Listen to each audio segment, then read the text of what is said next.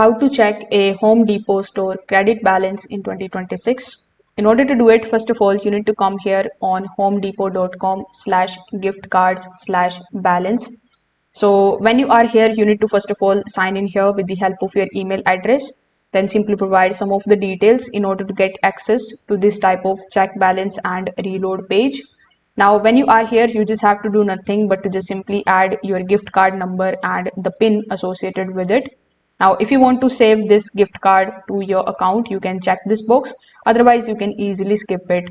So after providing all of these details, you can simply click on the option of continue, then wait for some time and it is going to show you your remaining balance in your account. Now, you can also check it at the store. For that, you need to visit any of your Home Depot store and go to the customer service desk or the cashier. You need to hand them your store credit card and they are going to scan it and tell you the exact balance instantly.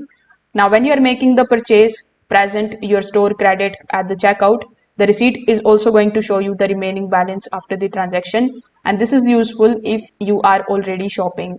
So these are some of the methods that you can basically try in order to track your Home Depot credits very easily. Thank you.